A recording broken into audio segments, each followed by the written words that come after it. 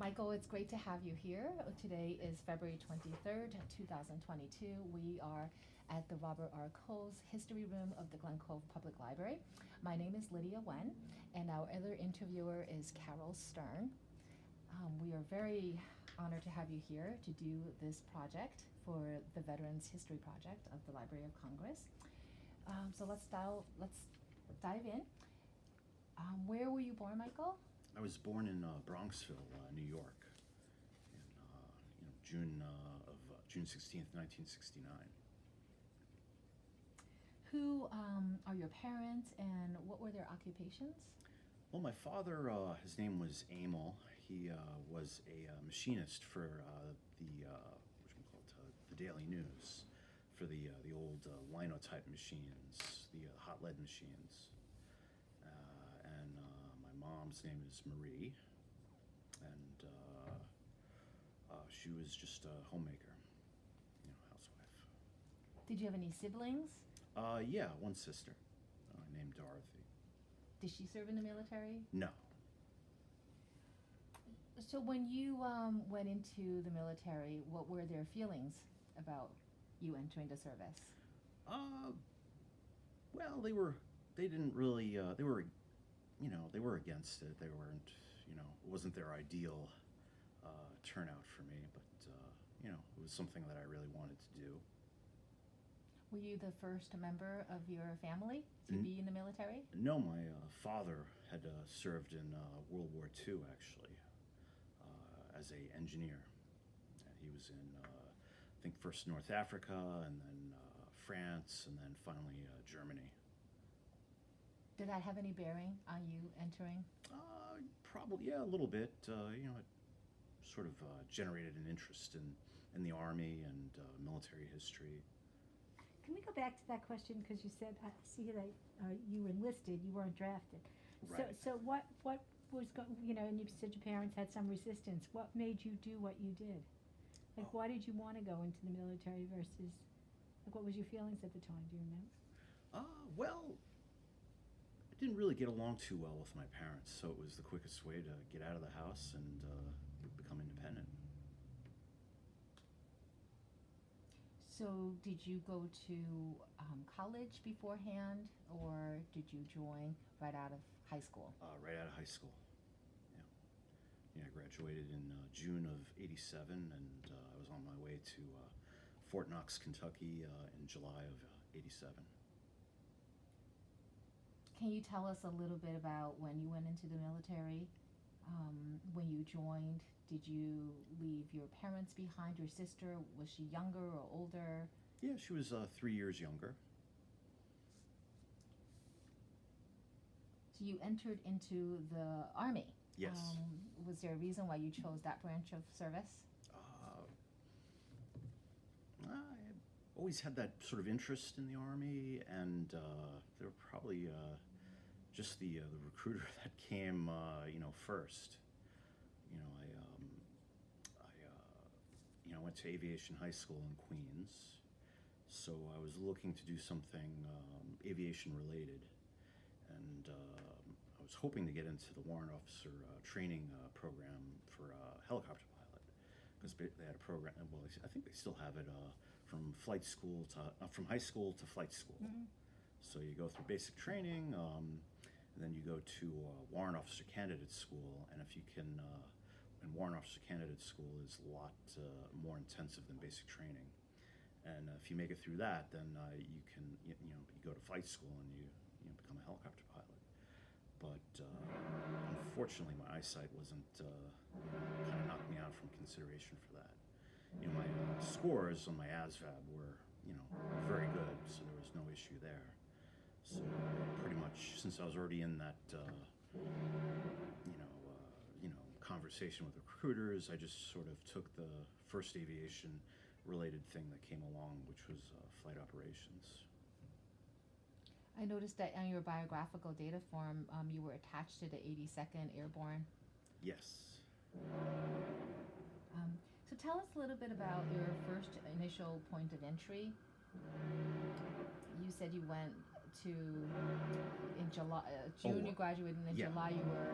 Yeah, so Yeah, recruiter showed up and gave me a ride to the, I think it's called the NEP station, or we were in Fort Hamilton, in Brooklyn.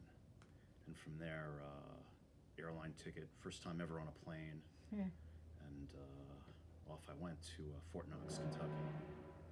What was your first impression of Kentucky? It was hot. It was hot and humid, no air conditioning, different, different dialects, different, accents. It was strange. What is your most vivid memory of your time training or in school? What was the best part? What was the worst part? I guess some of the physical training was pretty brutal, pretty intense. So that was sort of the worst part.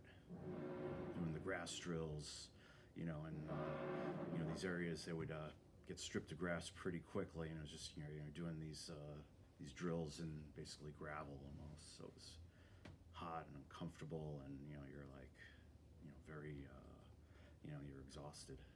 Did you ever think you didn't want to do it anymore, like of quitting, or you were very much into it? You just plow forward. There was no going back. There was no going. Once you do that, there's no going back. Yeah. Would you do it again if you had made this decision today? Yeah. Mm-hmm. Does So- any Go ahead. does any particular instructor stand out in your mind? If yes, why?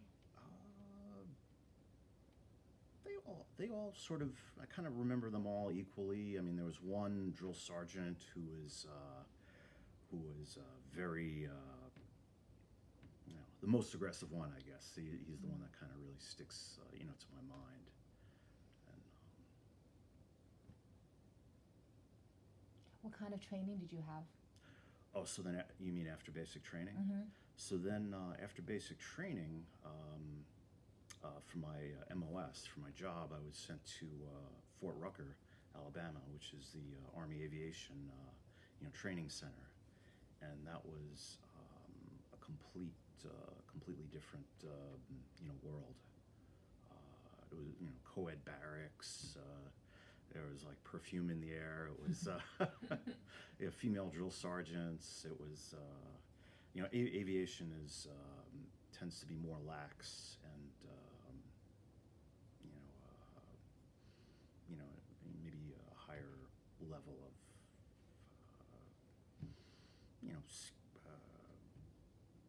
intelligence, I guess. Did you like that? Was that satisfying to you, or was it just hard to adjust to, or What the going to that school? to that? Oh no, that was good. That was I did well there. What was the hardest part or the easiest part of that? Okay. It was all it was a fairly relaxed atmosphere. It almost was like a college campus in a way, because it was mostly classroom training. Mm-hmm. There was still your physical instruction, physical training,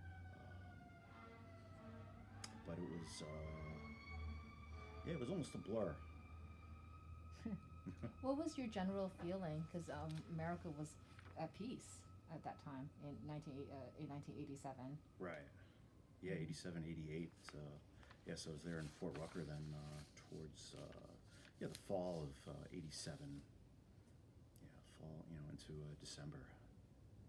Well, I didn't expect to, I didn't expect any wars. Mm-hmm. Nothing was really on the horizon, it seemed.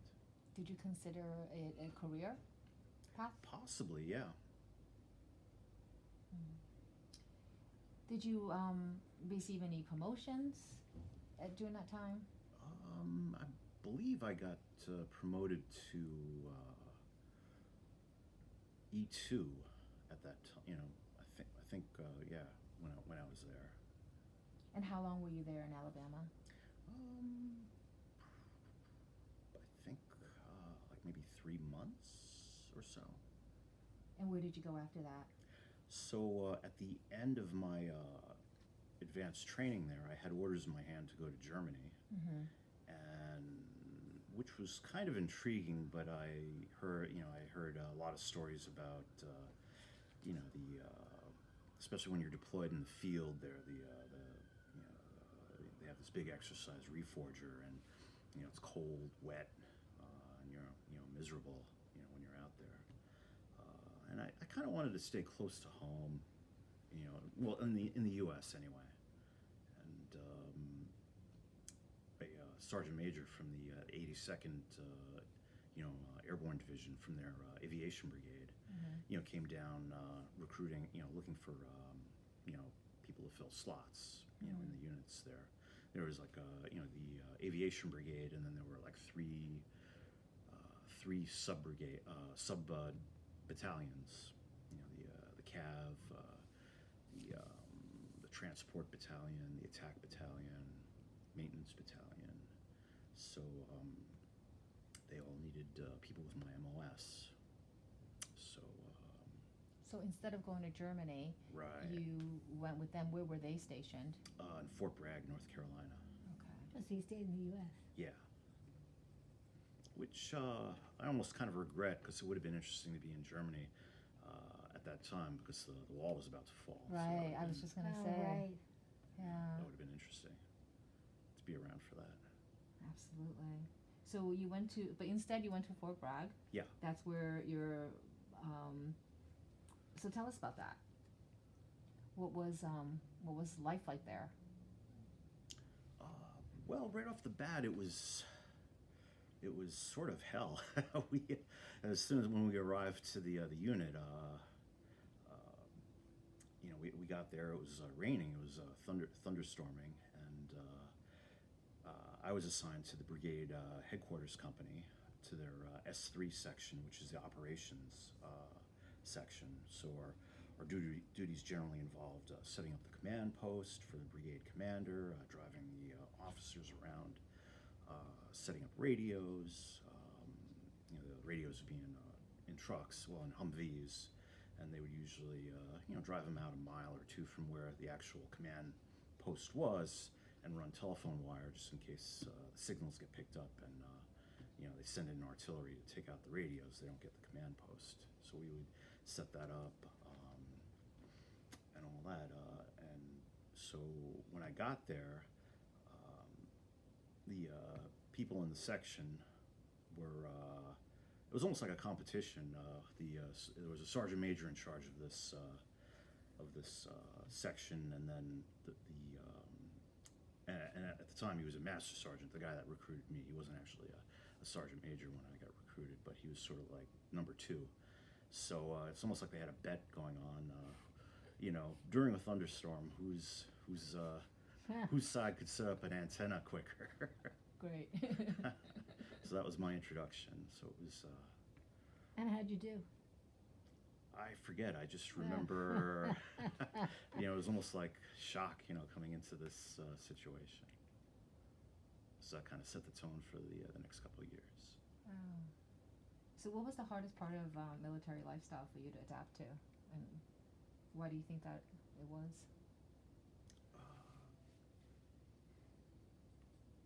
I guess the hardest part was.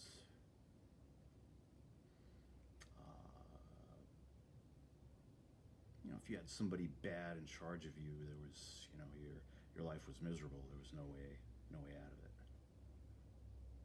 What was the easiest part for you to adapt to?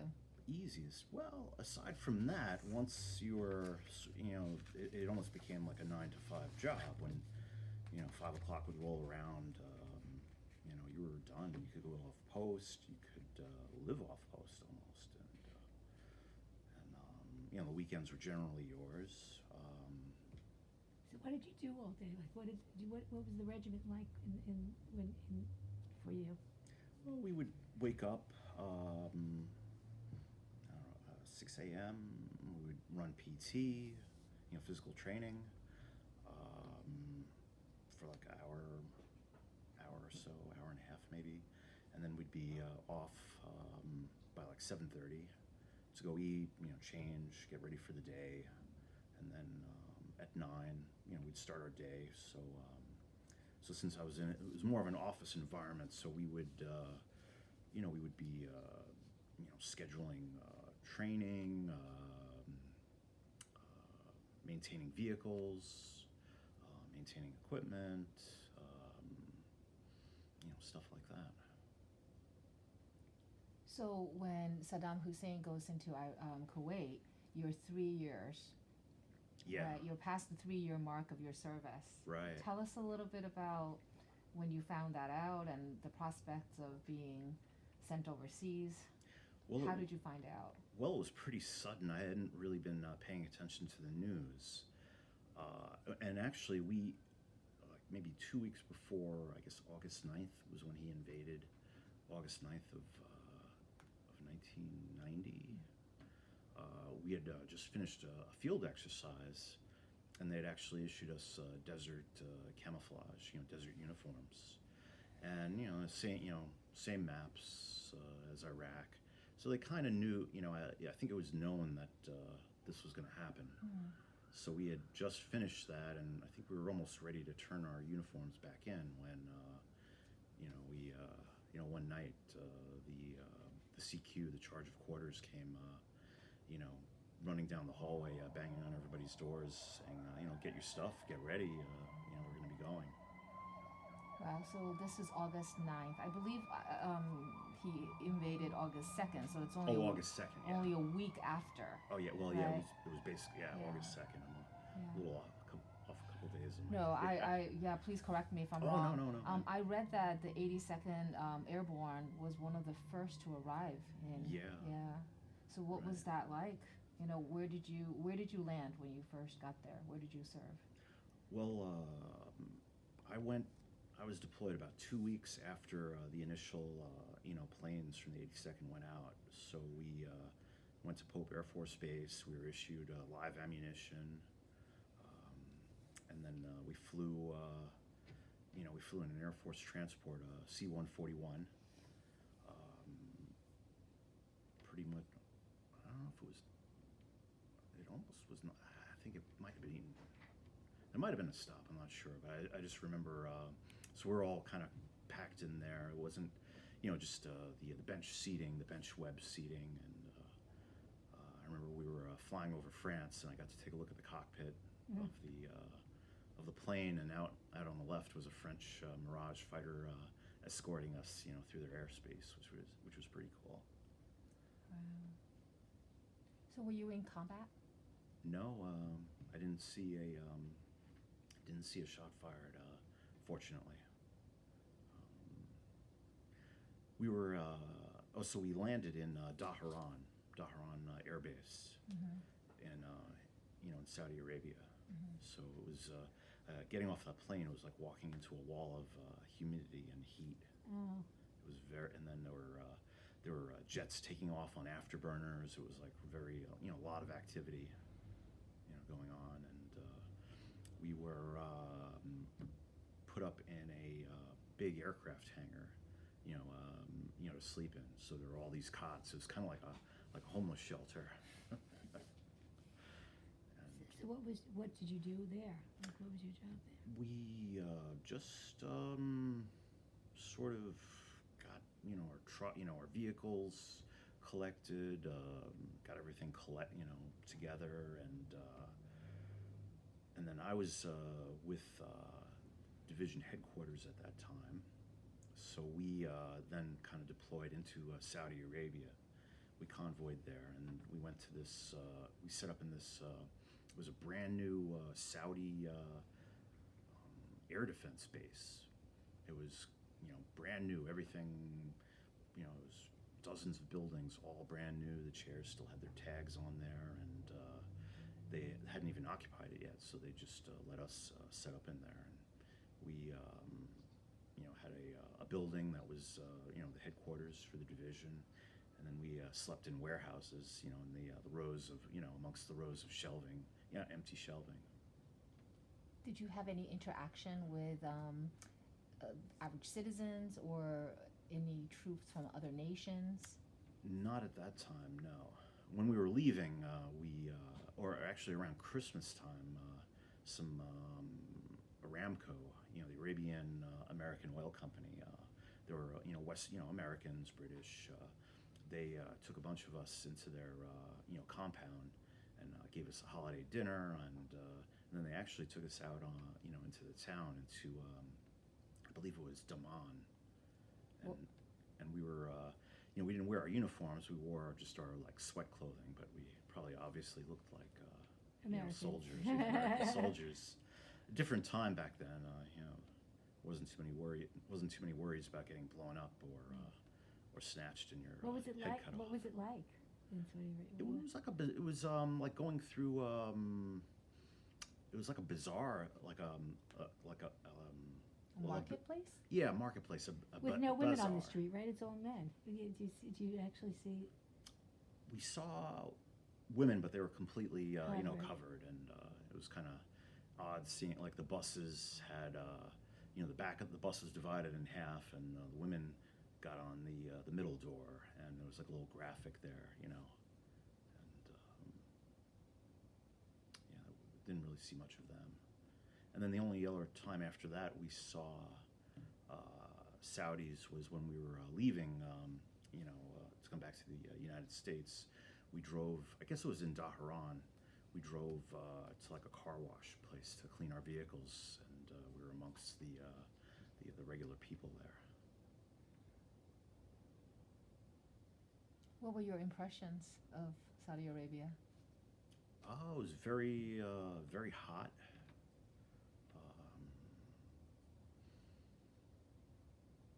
It was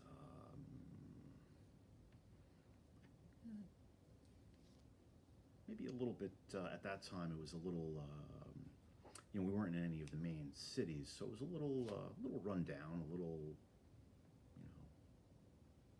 rundown, would be the best word to describe it. What kind of friendships and camaraderie did you form while serving, and with whom? Well, mostly with the people in my section. It was a group of us that were pretty tight. Do you keep in touch with them today? Or? Yeah, there's a couple. There's about two that I keep in touch with. One's out in Seattle, and another one's out in Houston. So what did you do for fun where you were there, when you were off duty? Oh, a lot of reading. Playing cards. I got really good at playing gin rummy. My wife gets really frustrated trying to play me, 'cause, Oh, good for her that she plays. Yeah. Were you able to stay in touch with friends and family back home? Yeah, we could send out letters. You could just write free on the whatchamacallit, on the where the stamp would go. You could write free, and that would get through. And they did actually have like a phone booth where you could use like an AT&T card. I still have the number memorized. That's funny. Do you recall any particularly humorous or unusual events?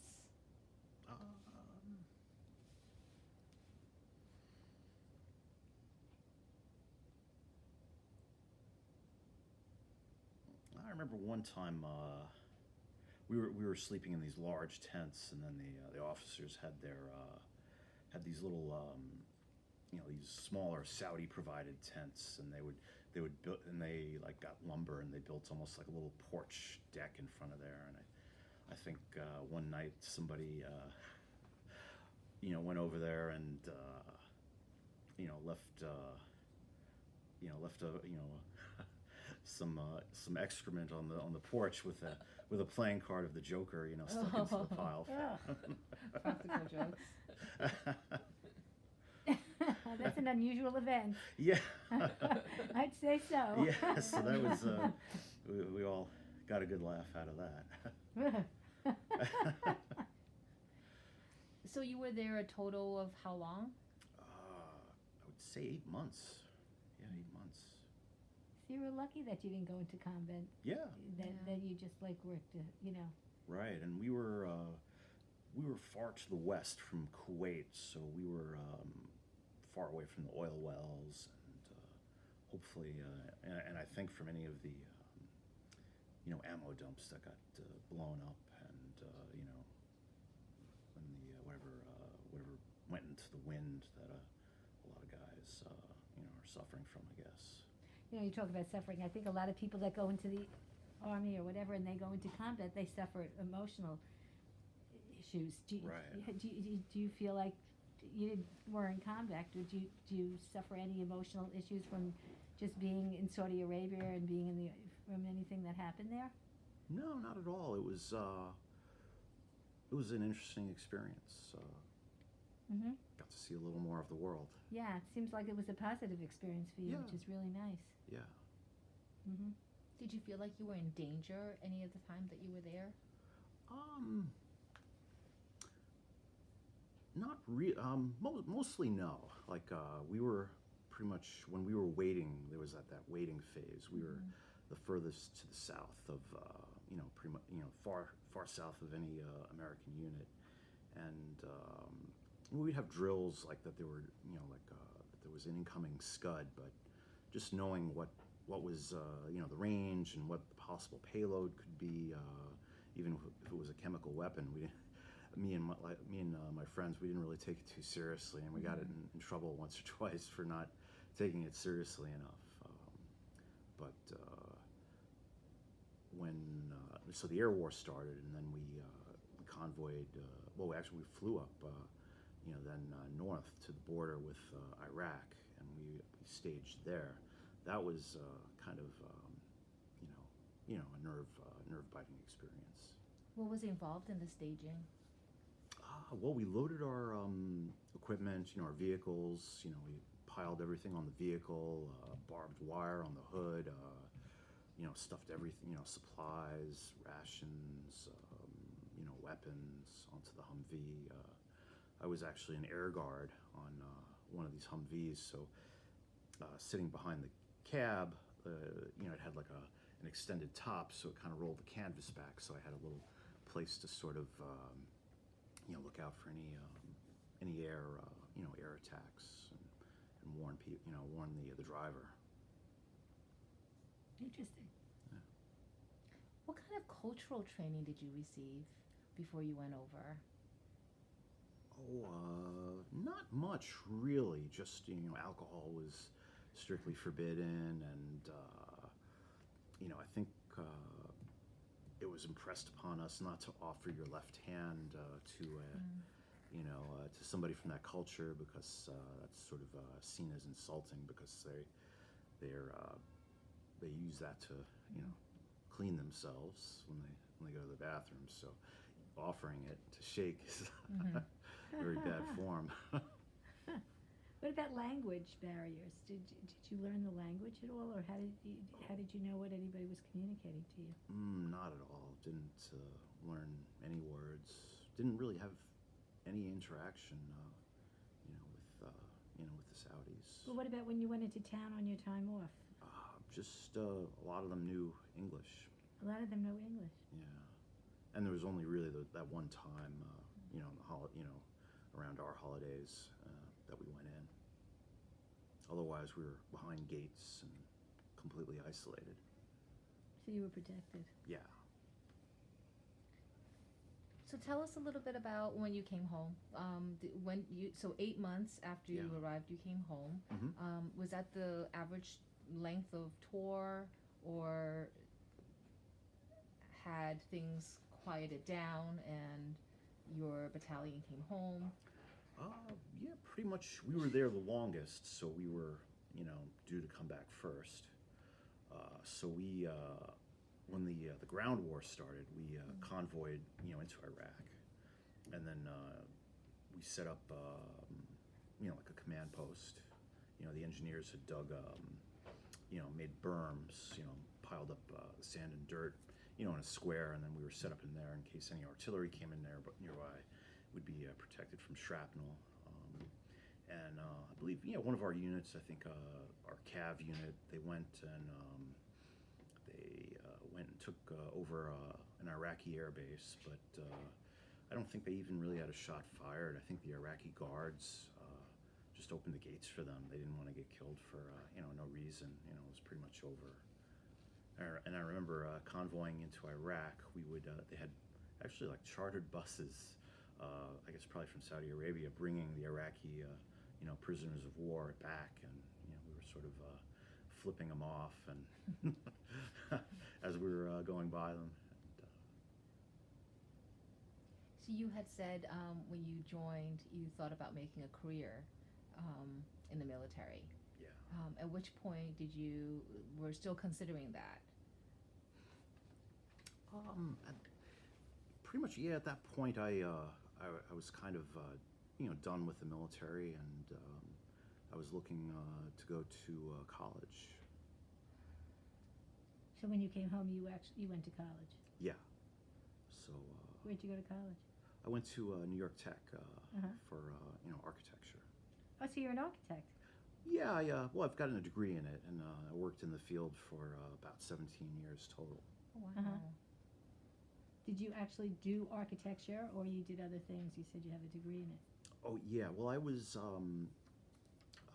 I started out in art. I went took all my classes, and towards the I think the last year I got this was in '95 now. I got my first computer, and I got fascinated by the computer and CAD. CAD drafting. I know what that is. Yeah.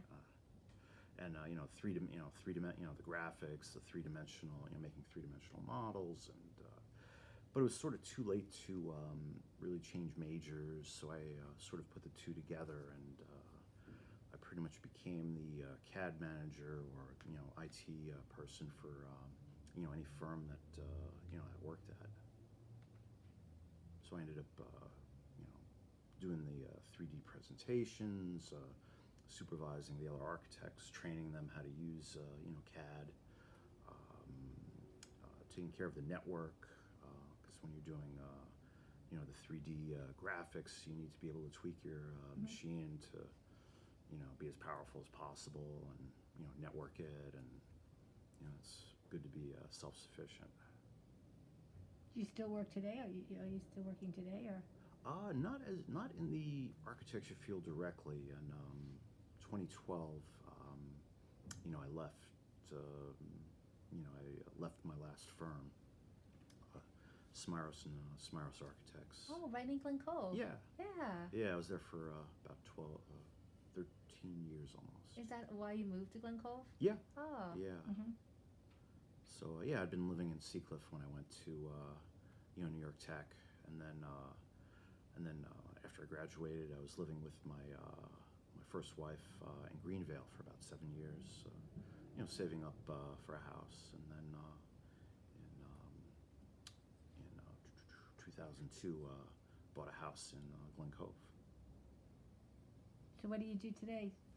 Well, now I do historic restoration work. I restore mainly old windows, and occasionally doors.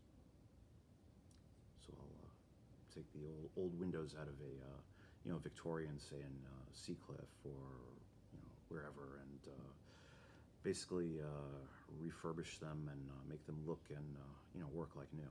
What a neat job. So, Michael, how would you say your service in the military changed you?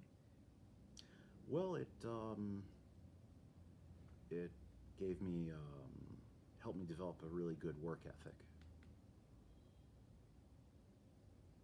So that definitely it was a good kick in the pants. What about the way you relate to others? Well, it was good there because it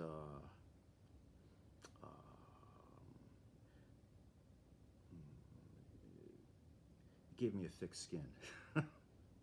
You also mentioned that when you went to basic training that you met all different people from areas of the country, and there were different dialects. Yeah. Yeah. Yeah, so it definitely gave me a little bit of a southern accent when I got out. Fantastic.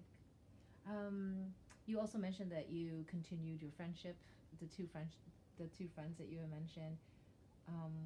Anybody else, or for how long? So it's been since '91. It's 31 years. Yeah. Yeah, I've seen these two friends of mine, sporadically over the years. One of them was best man at my wedding. So you've had reunions. Yeah. That's great. So how would you say that your military service experience affected your life? It's a big question. It helped me get independent. Get into prepare for school, for college. Got me on my feet. So it was good, and the GI Bill. Mm-hmm. At that time it wasn't that much compared to what they're getting now. So it was more of it kind of defrayed my living expenses, while I was going to school.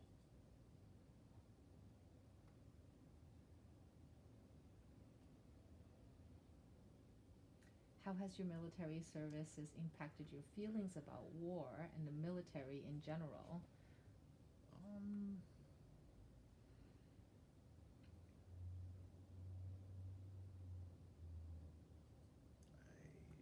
not sure if that. I mean, I kind of see war as like a waste. It's. I mean, unless you're defending against somebody coming across the border, invading your country. I look at it as more of it's a waste. It's a political game. Did you feel that way when you enrolled, or is this something that you feel now that you're older and wiser? Well, I kind of saw it then too a little bit. Yeah, I thought even the first Gulf War was maybe a little bit more of a game. First, Saddam Hussein was our ally, or we were helping him out, and then I guess he got a little too big for his britches, so we had to cut him in half and hopefully topple over. Would you advise? Do you have children? No. If you had a son, would you advise him to go and do what you did, to go into the army?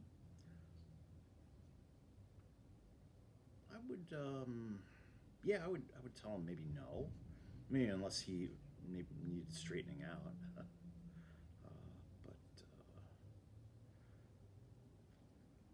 I would generally tell them maybe to stay away from it.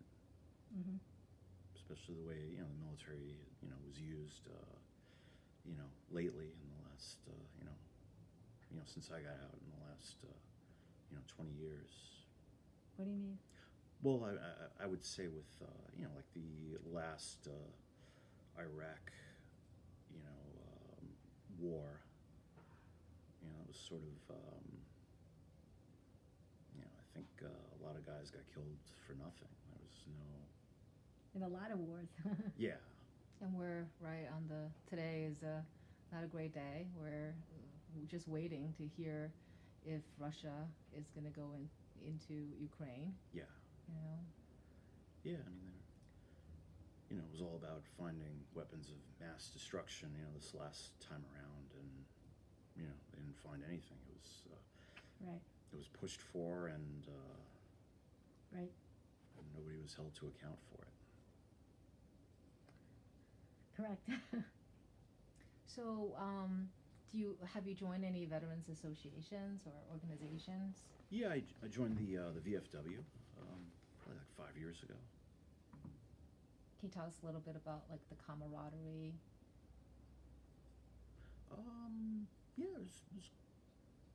It's good to be able to talk to people with similar experiences, and and that sort of thing, and the get-togethers on the holidays, and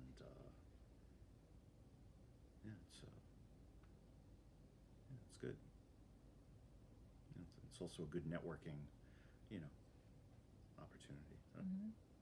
Absolutely. So the Veterans History Project is aiming for citizens, organizations to capture as much in first-person interviews so that you can share your experiences. And the last question is always, what message would you like to share with the future generations who see this interview? What message? Well, the military is, can be a good thing, not for everybody. And I think, the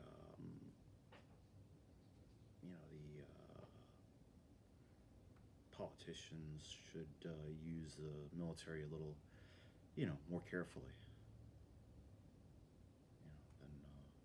than they have been, and take better care of the soldiers. It's so interesting that you say that. That's such an interesting comment because we've interviewed how many people now?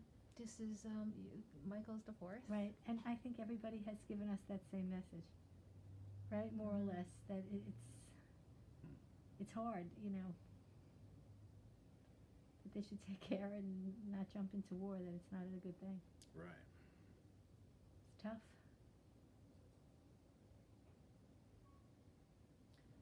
I just want to thank you on behalf of Carol, Ellen, and the History Room. Just thank you so much for coming in Sure. and sharing with us your experiences. Oh, Is yeah. there something a we lot. didn't ask you that you'd like to share with us that maybe you want to tell us that? Not that I can think of. Well, again, thank you so much. Oh, sure. Okay.